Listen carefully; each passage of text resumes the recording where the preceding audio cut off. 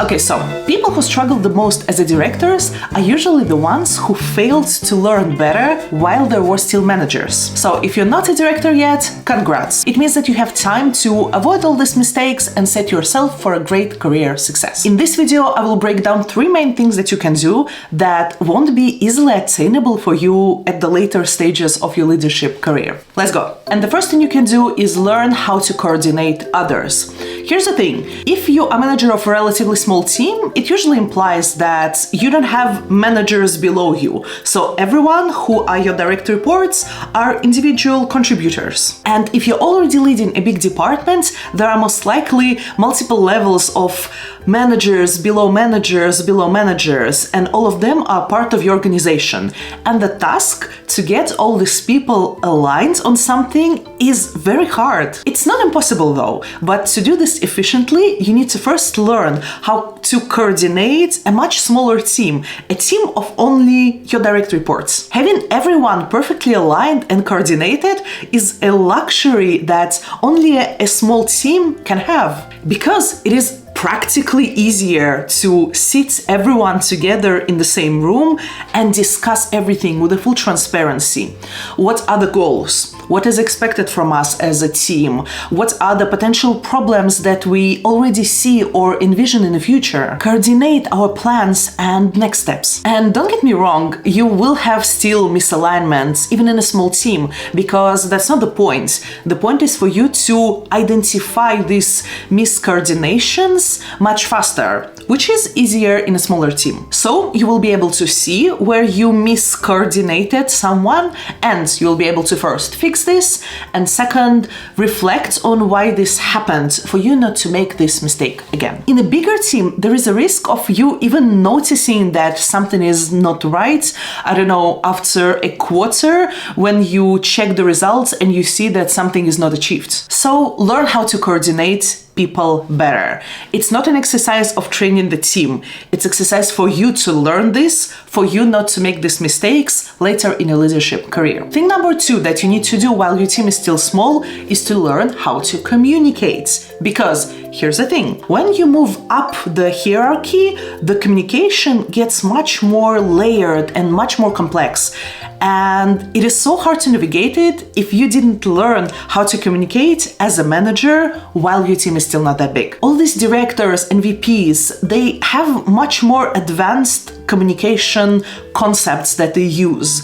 Very different rules on what to say, to whom, when, and how. If you just recently became a manager, or if your team is still small, you have a luxury of learning hands-on how the communication for a manager actually works, because it is very different from how you used to communicate when you were just an individual contributor. No, as a manager right now, you're in the middle. You are between your higher management and your direct reports, and you need to communicate both ways. And you will make mistakes, and it's all right. I promise you, literally everyone who ever worked as a manager made so many communicational mistakes.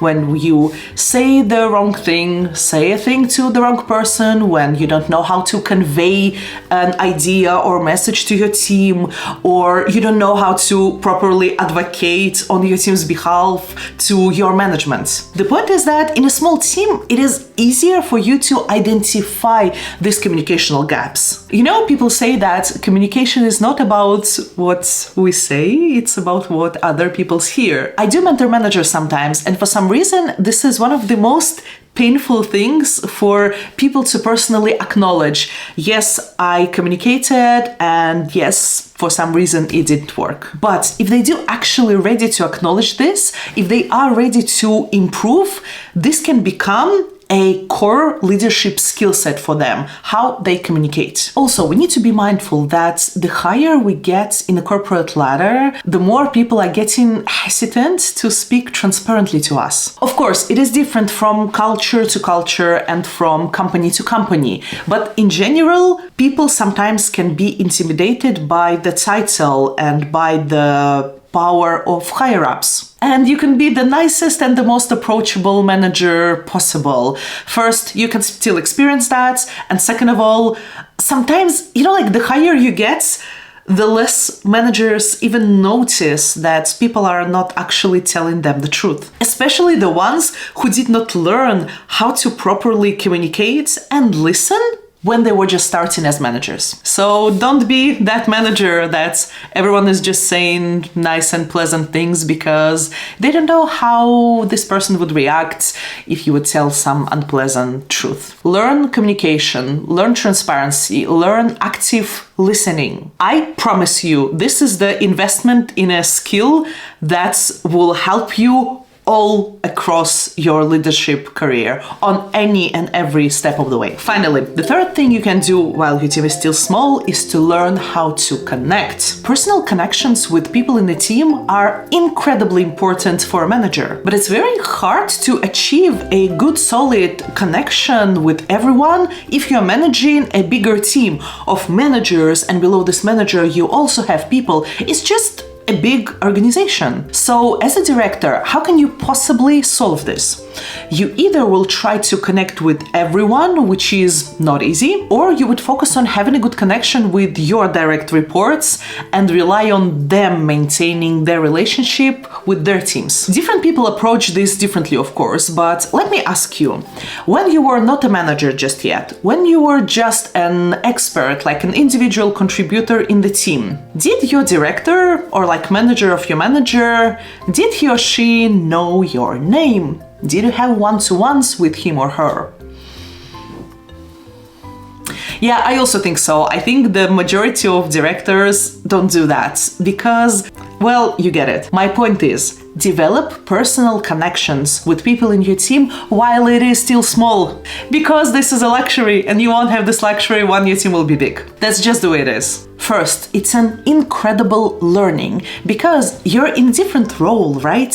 It is not easy to build a good, sustainable connection with people when you are in the position of power, when you are in a managerial position, but you still need to listen to them. You still need to show empathy. You still need to build relationship. You cannot bond over you hating your manager together because you are the manager now. But second reason of having these developed connections with your team is simply because it's a joy. It is pretty damn nice to be a manager of your team with people you like, with people you trust, and you know that trust you back. It's just cool, maybe a little bit in a selfish way, but once you will be managing a bigger team, it is harder to achieve this sense of, like a joy of having a small group of people that together with you are so united.